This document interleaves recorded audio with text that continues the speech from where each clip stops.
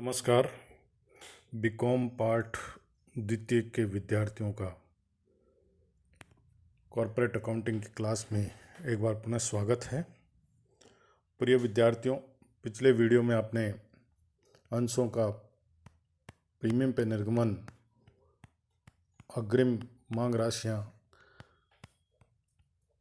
के बारे में अध्ययन किया। आज हम अधि अभिधान के बारे में अध्ययन करेंगे। कंपनी द्वारा जब जनता को अंश निर्गमन हेतु प्रस्तावित किए जाते हैं तो उसे हम अभिधान कहते हैं। अभिधान के संबंध में निम्नलिखित 3 स्थितियां हो सकती है।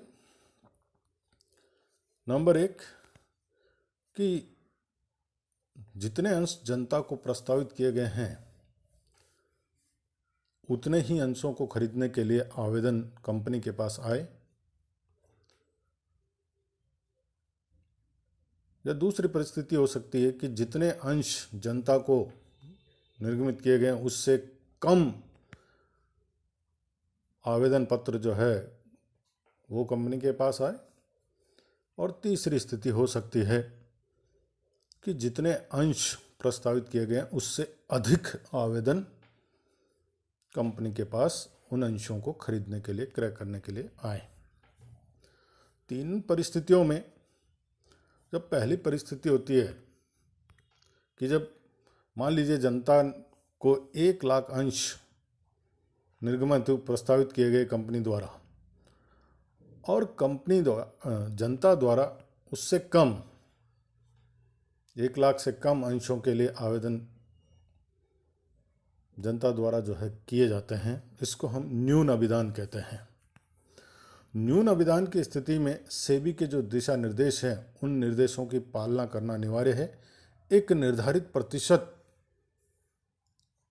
जो है कि तक जनता के आवेदन आना जरूरी है, अन्यथा उस अभिधान को रद्द कर दिया जाएगा, माना जाएगा। जितने अंश जनता को निर्गमित किए गए उतने आवेदन अगर आ जाते हैं तब कंपनी द्वारा ये सम अभिधान कहलाता है। यानी 1 लाख अंशों निर्गमित हेतु प्रस्तावित किए गए थे और 1 लाख अंशों को खरीदने के लिए अगर आवेदन आ जाते हैं तो उसे हम सम अभिधान कहते हैं। और यदि कंपनी द्वारा 1 लाख अंश जनता को प्रस्तावित किए गए और जनता से 1 लाख से अधिक के आवेदन पत्र आ जाते हैं, यानी जितने अंश निर्गमन हेतु प्रस्तावित है उससे अधिक अंश खरीदने हेतु आवेदन पत्र अगर कंपनी को आ जाते हैं तो उसे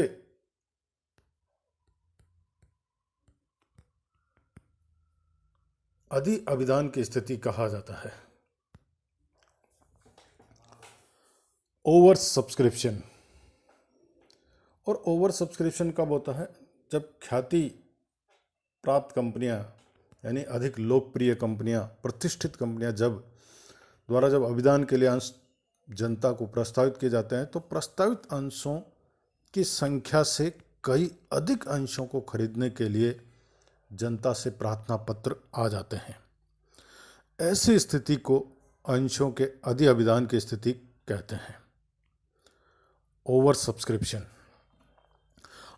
अंशों के अधि अभिधान की अवस्था में अंशों के बंटन करते समय संचालकों का कार्य कठिन हो जाता है, क्योंकि सभी प्रार्थियों को उनकी प्रार्थना के अनुसार, आवेदन के अनुसार अंशों का बंटन नहीं कर सकते, क्योंकि यह प्रतिबंध है कि कंपनी निर्गमित अंशों से अधिक अंश आवंटित नहीं कर सकती, उनका अलॉटमेंट नहीं कर सकती। क्रय विवरण में वर्णित अर्थात कंपनी द्वारा प्रस्तावित किए गए अंशों से अधिक अंशों का बंटन किसी भी स्थिति में नहीं किया जा सकता। तो अधिअभिदान की अवस्था में बंटन के लिए जो विकल्प अपनाए जाते हैं वो निम्नलिखित हैं, यानी इस प्रकार से होंगे। अब ऐसी स्थिति में कौन कौन से विकल्प अपनाएंगे कि जिसमें सबसे पहला विकल्प है कि सभी प्रार्थियों को यथानुपात अंशों का बंटन किया जा सकता है।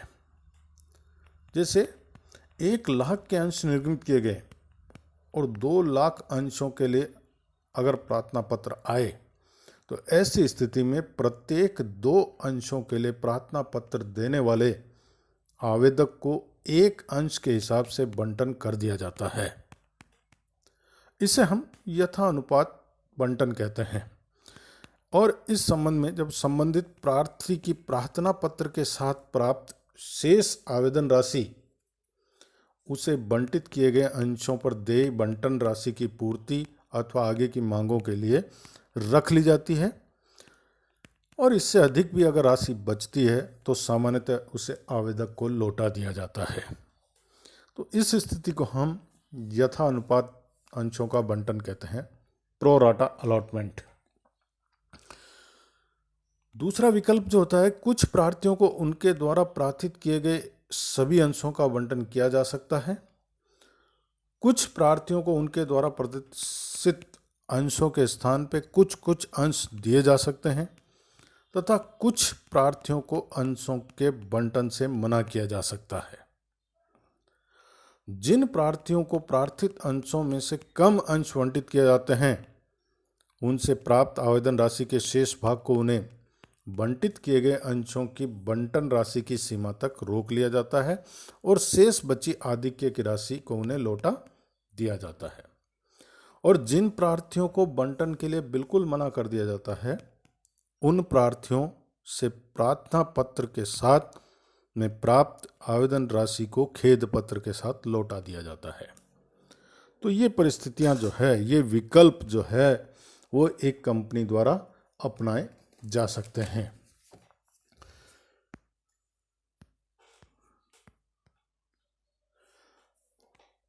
अधिअभिदान पर आवंटन का जो आधार है वो सेबी के दिशा निर्देश हैं और सेबी के दिशा निर्देशों के अनुसार ही अंशों का आवंटन जो है अधिअभिदान की स्थिति में किया जाता है। अंशों का आवंटन जो है विपणन योग्य खंड यानी लॉट्स में आनुपातिक आधार पर किया जाता है और वह आनुपातिक आधार जो है निम्नानुसार हो सकता है कि आवेदकों को उनके द्वारा आवेदित अंशों की संख्या में श्रेणीबद्ध किया जाएगा। प्रत्येक श्रेणी को आवंटित की जाने वाली कुल अंशों की संख्या आनुपातिक आधार पर तय की जाएगी, अर्थात उस श्रेणी में आवेदित कुल अंशों की संख्या यानी उस श्रेणी के आवेदकों की संख्या इंटू आवेदित अंशों की संख्या को विपरीत अधिअभिदान अनुपात से गुणा करके आवंटित अंशों की संख्या ज्ञात की जाएगी। सफल आवेदकों को आवंटित अंशों की संख्या आनुपातिक आधार पर ज्ञात की जाएगी, यानी उस श्रेणी के प्रत्येक आवेदक द्वारा आवेदित कुल अंशों की संख्या को विपरीत अधिअभिदान से गुणा किया जाएगा। एक बार और ध्यान रखें, अंश टुकड़े में नहीं दिए जा सकते। चौथा है, कंपनी द्वारा अनुपात में बंटन कंपनी द्वारा प्रविवरण प्रस्ताव में वर्णित न्यूनतम अंश आकार की संख्या से कम अंशों में नहीं किया जा सकता। जैसे यदि न्यूनतम अंश आकार लॉट जो है वो 100 अंश है तो 100, 101, 102 किसी भी संख्या में अंश बंटित हो सकते हैं। अंशों की संख्या टुकड़े में आने पर उसे पूर्ण संख्या में उपसादित कर दिया जाएगा और अंश उपसादन की प्रक्रिया में वास्तविक आवंटन प्रस्तावित अंशों की संख्या से ज़्यादा हो तो इसमें नियमानुसार 10% उपांत तक मार्जिन तक स्वीकृत है, अर्थात अंतिम आवंटन प्रस्तावित अंशों की संख्या से 10% तक ज़्यादा हो सकता है। आवंटन की इस प्रक्रिया को सेबी के दिशा निर्देशों की अनुसूची 18 में जो है समझाया गया है, जिसको हम पढ़ सकते हैं, आसानी से जान सकते हैं। तो ये जो दिशा निर्देश हैं वो अधिअभिधान की स्थिति में जो है लागू होंगे, उनका आधार होगा, यानी basis of allotment on over subscription जो है सेबी गाइडेंस के अनुसार, सेबी निर्देश के निर्देशानुसार किया जाएगा। इस स्थिति में ओवर सब्सक्रिप्शन में हमें जो है यही ध्यान रखना है कि उनकी जो अधिक राशि जो प्राप्त हुई है उस अधिक राशि को हम आवंटन के लिए आगे की जो मांगे हैं उनके लिए रोका जा सकता है। उतनी राशि रोक करके शेष राशि को उनको अंशधारियों को या आवेदकों को लौटा दी जाती है।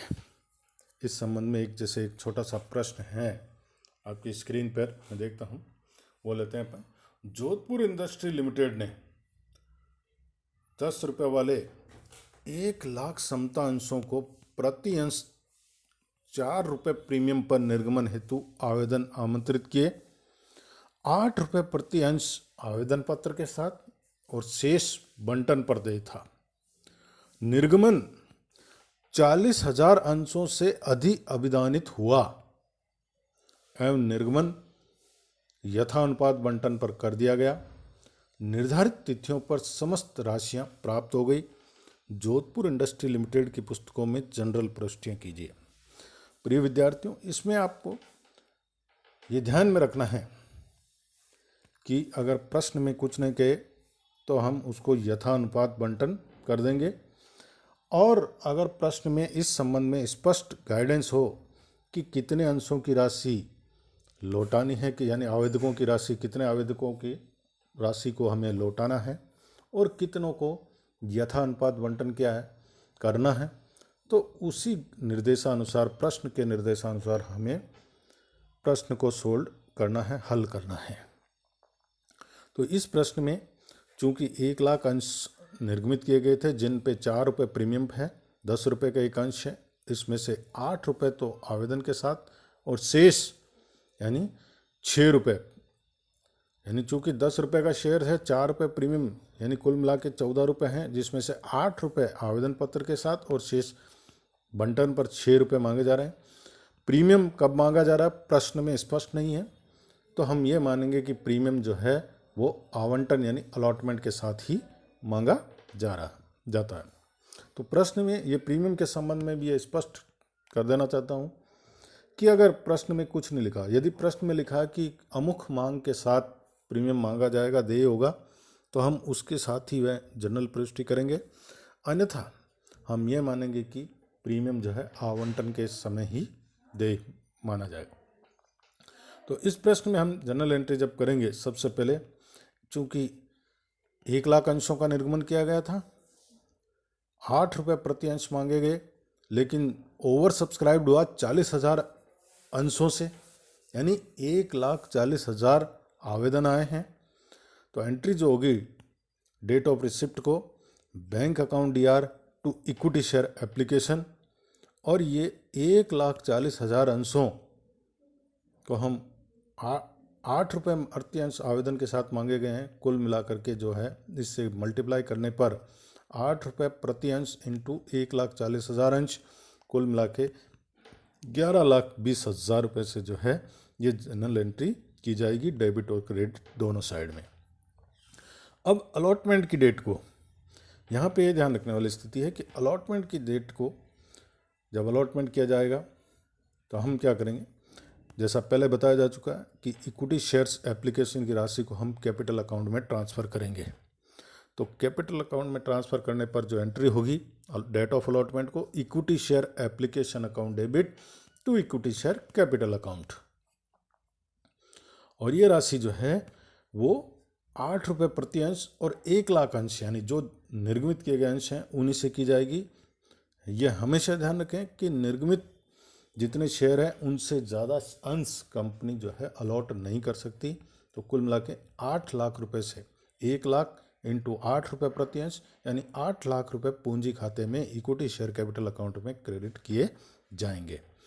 तो डेट ऑफ अलॉटमेंट को ही जो आवेदन होगा, एंट्री होगी आगे कि अलॉटमेंट की एंट्री ड्यू होगी, तो equity share allotment account debit to equity share capital account and to security premium account. चूंकि आवंटन पर शेष राशि दी थी, शेष राशि का मतलब, और यहीं पर प्रीमियम भी दे था।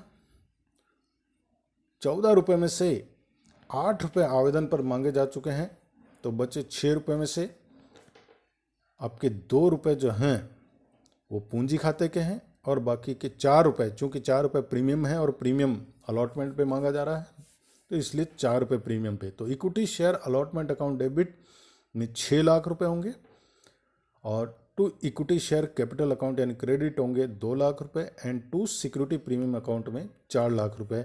1 लाख अंशों के ऊपर जो है 4 रुपये प्रति अंश के हिसाब से सिक्योरिटी प्रीमियम अकाउंट क्रेडिट किया जाएगा। अब चूंकि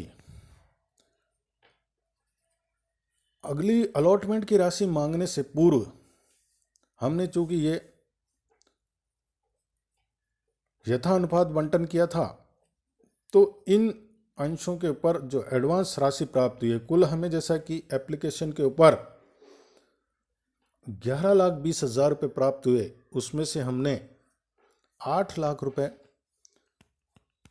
इक्विटी शेयर एप्लीकेशन का पूंजी खाते में स्थानांतरित कर दिया। तो बाकी का बचा 3,20,000 रुपये जो है वो एप्लीकेशन अकाउंट में पड़ा है, तो उसको हम इस अलॉटमेंट खाते से यानी अलॉटमेंट अकाउंट के ऊपर उसको एडजस्ट किया जाएगा, चूंकि यह राशि पूर्व में प्राप्त हो चुकी है।